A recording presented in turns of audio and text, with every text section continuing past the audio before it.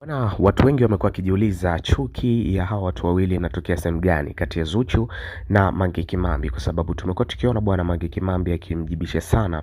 Zuchu katika mitandao ya kijamii, vivyo hivyo Zuchu anakuwa anajibu katika mitandao ya kijamii. So kwa kuwa wewe ni mwanafamilia wa Hot Data 24 na New Trending, nitakusogezea issue nzima ya nini kimekuwa ni sababu cha Mange Kimambi kuweza kuwa ni muhasimu mkubwa sana wa Zuchu, na vita yao bwana imekuwa ni ngumu sana kuweza kuimaliza. Na hii ni kwamba bwana mwaka 2021 mwishoni mwa mwaka 2021 kuelekea mwaka 2022 ndipo ambapo mahusiano ya Diamond Platnumz na Zuchu yalianza kuibuka na watu wakaanza kusanukia, na mtu wa kwanza kuweza kutoa taarifa hiyo alikuwa ni Mange Kimambi. Sasa baada ya kuweza kufunguka ukweli wote ya kwamba Diamond Platnumz yuko na mahusiano na Zuchu, watu bwana kwenye comments walikuwa wanaona kama vile Diamond Platnumz kama amepotoka hivi, kutokana kwamba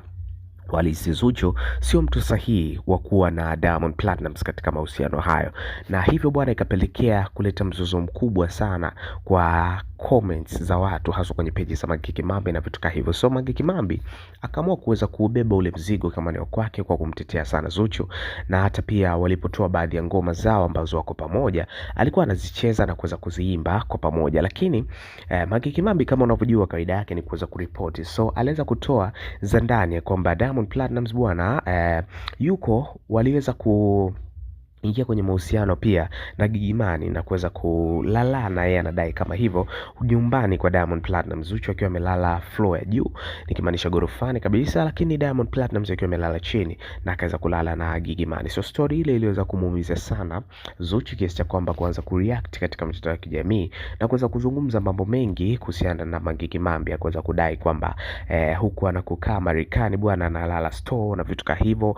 akamtukana vitu vingi sana. So yale matusi aliweza kumuumiza sana Mange Kimambi kiasi cha kwamba akaweza kuingia live na kuweza kuprove kwamba ni sehemu gani ambayo anaishi, kwamba anaishi